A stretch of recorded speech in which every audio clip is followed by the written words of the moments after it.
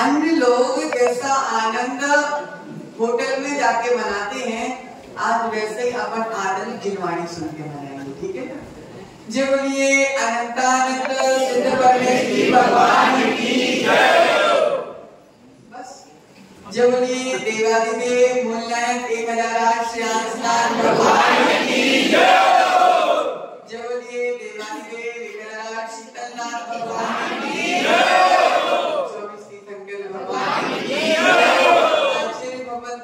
पूज्यपाद स्वामी की जय। आचार्य भगवंत गुरुवर विराट सागर जी महाराज की जय। आचार्य भगवंत गुरुवर विशुद्ध सागर जी महाराज की जय। दीक्षा गुरुवर आचार्य भगवंत विभो सागर जी महाराज की जय। अहिंसामय विश्व जय धर्म की जय। पूज्य श्री श्री सागर जी महाराज की जय। पूज्य श्री श्याम सागर जी महाराज की जय। जयकारा गुरुदेव का जय जय। संसार की नश्वरता, संसार की असारता बताते हुए आचार्य भगवंत पूज्यपाद स्वामी हमारे सौभाग्य से इष्टोपदेश की रचना कर रहे हैं। उस रचना करते करते जब वह 11वीं कारिका में पहुंचे तो उन्होंने कहा राग द्वेष द्विदीर्घ, बोलो सभी बोलो 11वीं नंबर की राग द्वेष द्विदीर्घ, राग द्वेष द्विदीर्घ, राग द्वेष द्विदीर्घ, राग द्वेष द्विदीर्घ, नेत्राकर्षण कर्मणा, नेत्राकर्षण कर्मणा, नेत्राकर्षण कर्मणा, नेत्राकर्षण कर्मणा, राग द्वेष द्विदीर्घ, राग द्वेष द्विदीर्घ, नेत्राकर्षण कर्मणा, नेत्राकर्षण कर्मणा, अज्ञानासुचिरं जीवः, अज्ञानासुचिरं जीवः, अज्ञानासुचिरं जीवः, अज्ञानासुचिरं जीवः, संसारतौ प्रमत्तसौ, संसारतौ प्रमत्तसौ, संसारतौ प्रमत्तसौ, संसारतौ प्रमत्तसौ। एक साथ उच्चारण करेंगे। राग द्वेष द्विदीर्घ, नेत्राकर्षण कर्मणा, अज्ञानासुचिरं जीवः, संसारतौ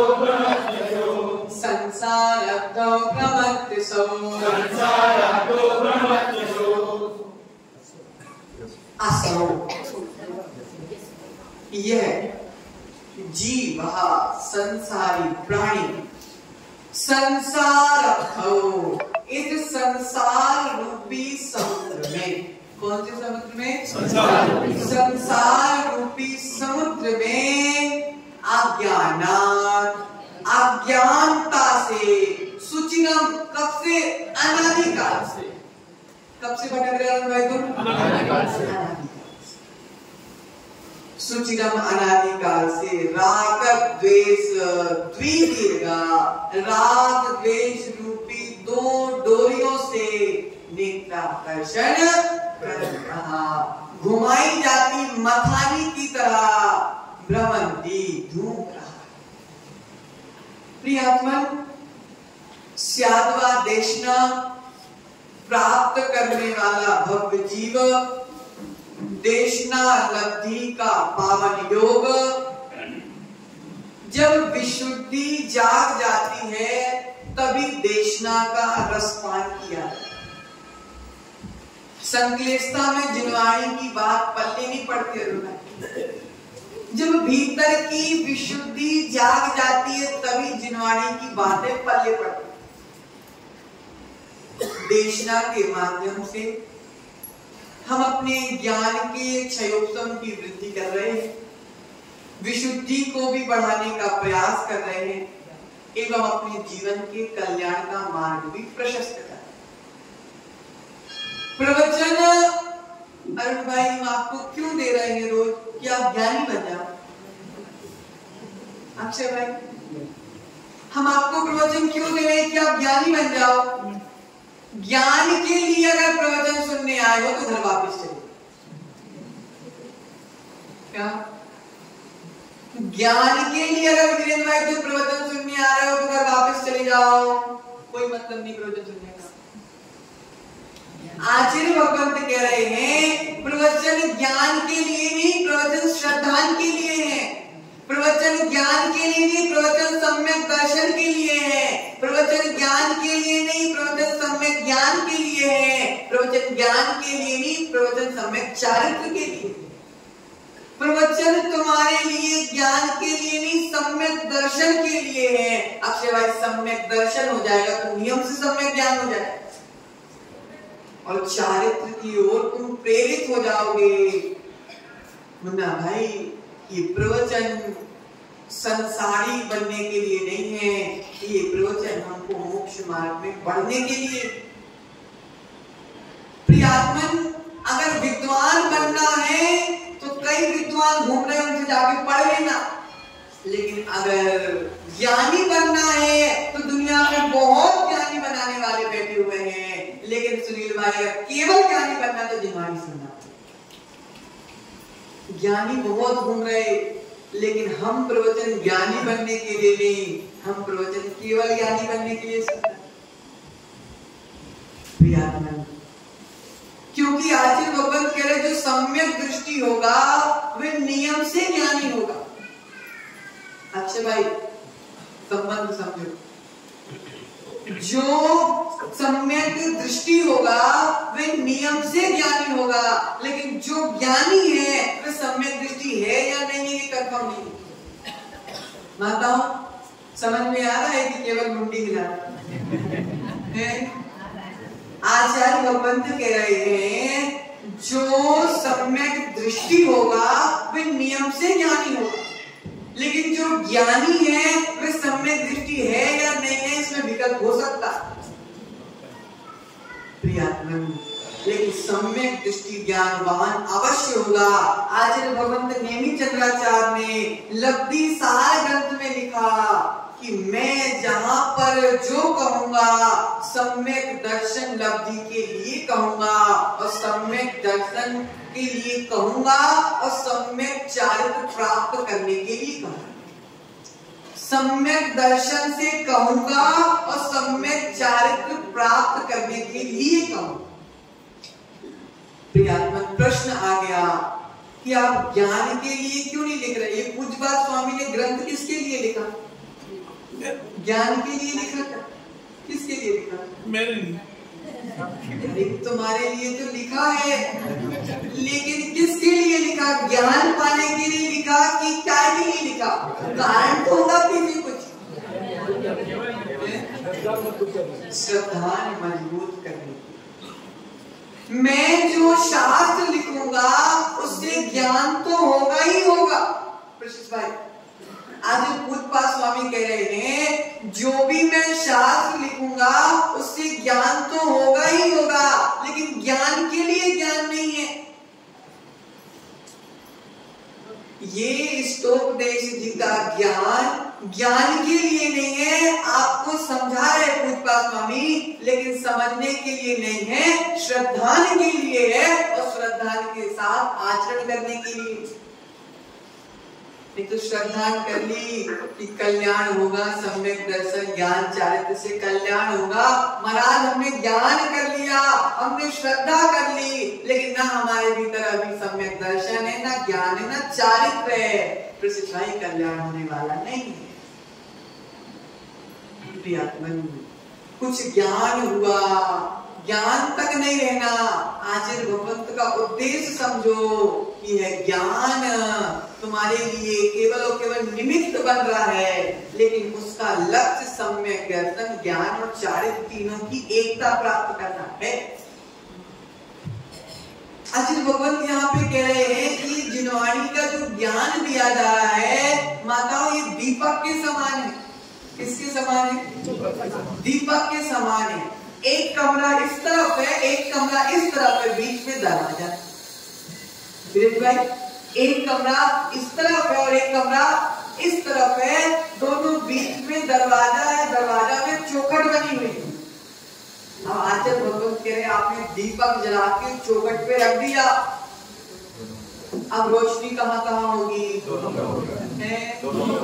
दोनों कमरे में होगी। जिस प्रकार दीपक रखने से, दोनों कमरों के बीच में दीपक रखने से दोनों कमरे प्रभावित हो जाते हैं, प्रकाशित हो जाते हैं, उसी प्रकार जिनवाणी का जो ज्ञान रूपी दीपक है, इसको जलाने से और बीच में रखने से सम्यक दर्शन भी प्रकाशित हो जाता है और सम्यक चारित्र भी प्रकाशित हो जाता है। तो आज अपन जो गाथा पढ़ रहे हैं, इसी प्रकार अपन आज 11वें नंबर की कारिका में प्रवेश करते हैं। तो राग द्वेष द्विदीर्घा, राग और द्वेष चारित्र मोहिनी कर्म की मूल दो प्रकृतियां, मूल प्रकृतियां हैं राग और द्वेष। राग और द्वेष नहीं होगा तो पाप नहीं होगी, कषाय नहीं होगी, कुछ भी नहीं होने वाला। तो आचार्य कह रहे दर्शन मोहिनी की तो बात अपन ने 8वें गाथा में कर ली थी। आज अपन को चर्चा करना है कौन सी? चारित्र मोहिनी। तो आचार्य भगवंत समझा रहे हैं कि राग और द्वेष, कभी आप लोगों ने, महिलाओं ने तो शुरू अभी की महिलाओं ने तो नहीं, पुरानी दादियों तुम लोगों ने वो रस्सी वाली मखानी चलाई? किसने किसने चलाई? चलो कुछ ने चलाई, पुरुष वर्ग तुमने चलाई। रस्सी वाली मखानी जब चलाते हैं तो तुम मखानी को घुमाते हो कि रस्सी को खींचते? मखानी को घुमाते कि रस्सी को खींचते? रस्सी चलाते हो, मखानी अपने आप। मखानी कहाँ चलती है? मटके के बाहर की मटके के भीतर? आचार्य भगवंत कह रहे हैं वो मटके के भीतर तुम मखानी चलाते हो, एक रस्सी ढीली करते, एक रस्सी खींच देते हो, फिर दूसरी रस्सी ढीली करते तो दूसरी रस्सी खींच देते हो। मखानी अपने आप गोल गोल गोल गोल गोल गोल कहाँ घूमती है? घड़े के अंदर। अभिषेक भाई समझो तुम्हारे भाग्य से आचार्य पूजपा स्वामी क्या समझा रहे हैं। माताओं समझो, जिस प्रकार एक रस्सी खींचते हैं तो दूसरी ढीली होती है, दूसरी खींचते हो तो पहली ढीली होती है, मखानी गोल गोल मटके के अंदर घूमती रहती है। आचार्य कह रहे हैं ये से जो मटका है ये भी संसार का समुद्र है। ये मटका क्या है? ये संसार का समुद्र है, और जो मखानी मखानी घूम रही है वह तुम जैसे अज्ञानी जीव हैं। तुम जैसे नहीं, तुम्हारे और हमारे जैसे अज्ञानी जीव हैं। देखो भक्ति में अक्षय भाई कुछ भी बोल लो, जब तक हम संसार में हैं, जब तक अज्ञानी हैं। तो आचार्य कह रहे हैं कि जो मटका है वह संसार है और जो मखानी घूम रही है वह हम जैसे अज्ञानी जीव हैं। और जो रस्सी खींच रही है ये राग और द्वेष की रस्सी है। कभी राग तेज होता है तो द्वेष ढीला हो जाता है, जब द्वेष तेज होता है तो राग ढीला हो जाता है। जब ये राग और द्वेष की रस्सी खींची जाती है तो हम भी संसार में गोल गोल भटकते जाते हैं। यही समझा है आज की गाथा कि राग और द्वेष की रस्सी जीव नहीं घूम रहा, मखानी नहीं घूम रही, रस्सी मखानी को घुमा रही है। उसी प्रकार हमारी राग और द्वेष की रस्सी हम जैसी मखानी को बार बार प्रतिभाई क्या कर रही है, घुमा रही है। और क्या बन रहा है घुमाने से? मट्ठा, और उसमें से क्या निकलेगा? मक्खन। जो मक्खन जन्म लिया उसी तरह तुम्हारे जीवन में दुखों का जन्म हो जाता। आचार्य भगवंत कह रहे हैं कि राग और द्वेष ही हमको अनादि काल से गोल गोल घुमा रहा है। कि राग और द्वेष ही, कभी राग काम करता है तो द्वेष शांत हो जाता है, कभी द्वेष काम करता है तो राग शांत हो जाता है। और गोल गोल गोल गोल मखानी और गोल गोल गोल गोल प्रतिभा तुम भी संसार में घूम रहे हो। कब तक मखानी चलाते रहोगे? कब तक मखानी चलाते रहोगे? आचार्य कह रहे हैं न राग में न द्वेष में विश्वास दिगंबर के। अरुण भाई, न राग में न द्वेष में विश्वास दिगंबर। जब तक दिगंबर नहीं होगे, जब तक राग द्वेष की मध्यता भी नहीं आने वाली। समझो, राग द्वेष की रस्सी तो कमजोर हुई, राग द्वेष की रस्सी कमजोर हुई है। हमको कैसी से काटना है, कमजोर नहीं करना है, काटना ही है सीधी। कैसे काटोगे? कैसे काटोगे? चारित्र के माध्यम से काटना। केवल चारित्र से काट लोगे? केवल चारित्र से काट लोगे? टूटी फूटी कैची भी काम नहीं करती। नई कैची चाहिए, फ्रेश। कैसी कैची जिसमें धार अच्छी बनी हो? वो कौन सी कैची? सम्यक दर्शन ज्ञान और चारित्र की मिली जुली कैची चाहिए।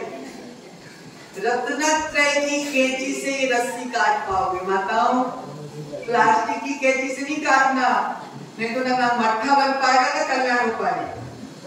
किसकी कैची से काटना है? रत्नत्रय की कैची। आचार्य भगवंत कह रहे हैं संसार में यह जो जीव भ्रमण कर रहा है इसके पीछे एक ही कारण है, भ्रम। भ्रम के कारण ही भ्रमण कर रहा है। मखानी को घुमाने वाली महिला दूसरी हो सकती है, लेकिन तुमको घुमाने वाली कोई तुम्हारी महिला नहीं हो सकती। देखो भैया ध्यान से समझो, माता कुशलगढ़ की माता समझो। आचार्य भगवत पूज्यपाद स्वामी ने हमसे अलग से बोला था कि कुशलगढ़ की महिलाओं को अलग से समझाना। क्या बोल रहे हैं कि मखानी चलाने के लिए कोई दूसरी महिला हो सकती है, लेकिन जो तुम रूपी मखानी घूम रही है इसको घुमाने वाली कोई दूसरी महिला नहीं, तुम्हारे भाव हैं, तुम्हारे राग द्वेष ही तुमको भटका रही, दूसरा कोई नहीं। मेरे कर्म ही मुझको भटका रही है। ये अनंत की मम्मी कल बोल रही थी महाराज आत्मा आत्मा की बातें ज्यादा कर रहे हैं।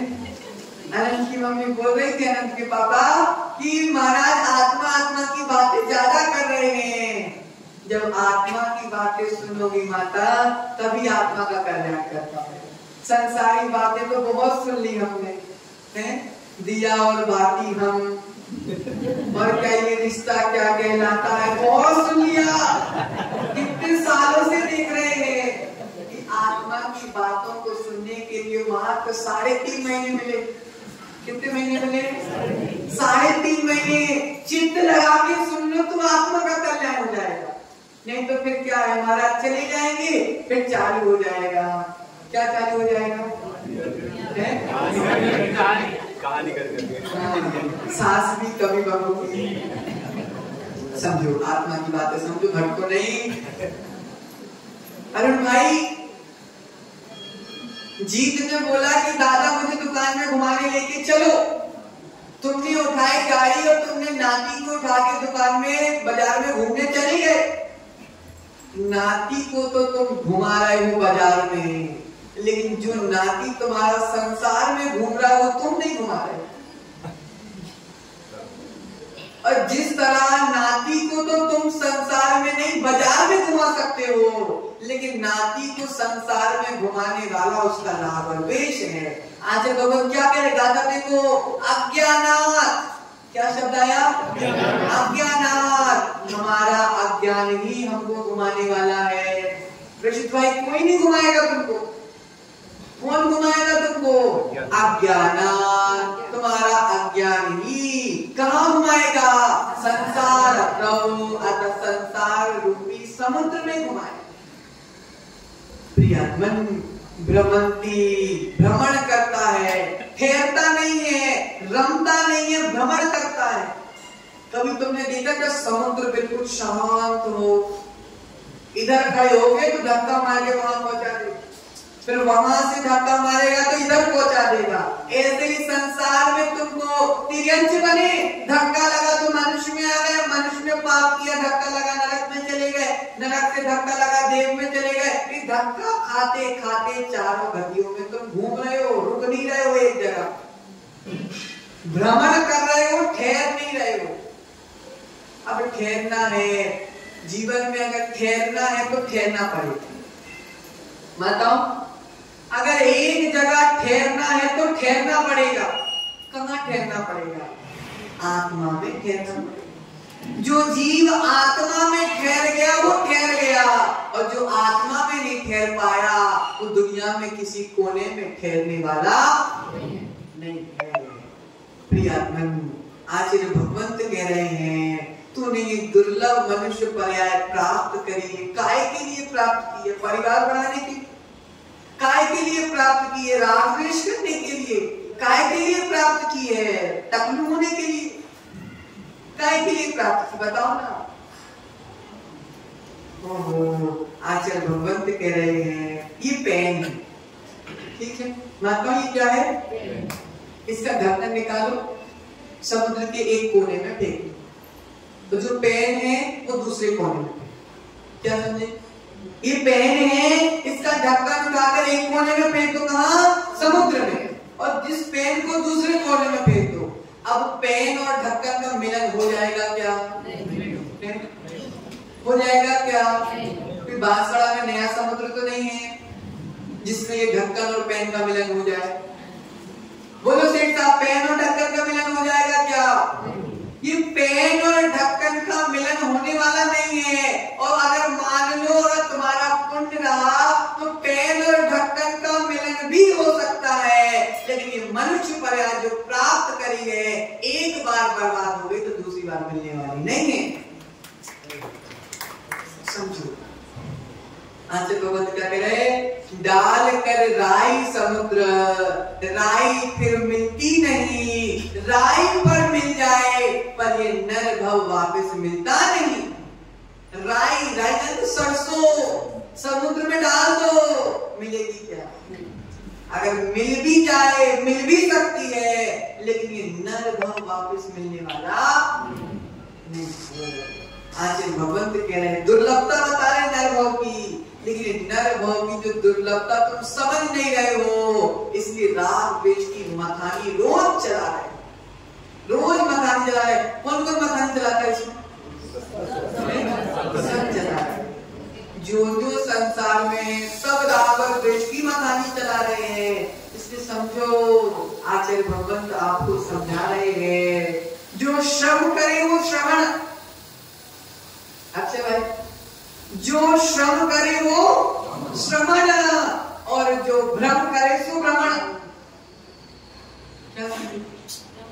जो श्रम करे सो श्रवण, और जो भ्रम करे सो भ्रमण। जो जो मोक्ष मार्ग में श्रम करता है वह श्रमण हो जाता है, और जो मोक्ष मार्ग के प्रति भ्रम करता है वो संसार में भ्रमण करता है। इसलिए आचार्य कह रहे हैं अज्ञानात्, पंचमी विभक्ति, अज्ञानात्। जैसे हिमालय से गंगा निकलती है वैसे ही अज्ञान से संसार का भ्रमण निकलता है। किससे निकलता है? अज्ञान से। प्रसिद्ध भाई, तुमको संसार में भटकने के पीछे कारण क्या है?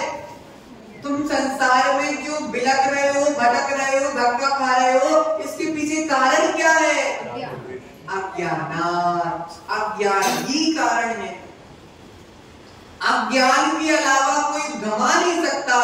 आचार्य कह रहे हैं अज्ञान हमको भटकाने वाला है और सम्यक दर्शन ज्ञान हमको इस संसार से पार लगाने वाला है। यत्र रागा पदम दत्ते द्वेषा तत्र सुनिश्या। एक बड़ा प्यारा सूत्र दे रहे हैं आचार्य भगवत। क्या सूत्र दे रहे हैं? यत्र रागा पदम दत्ते द्वेषा तत्र सुनिश्चया। जहां राग है वहां द्वेष अवश्य हो गया, सुनिश्चित है। जहां जहां राग है वहां वहां द्वेष पक्का होगा। मुन्ना भाई, तुम्हें कौन सा कलर पसंद है? सफेद। सफेद। सफेद कलर पसंद है मतलब काले कलर से नफरत हो।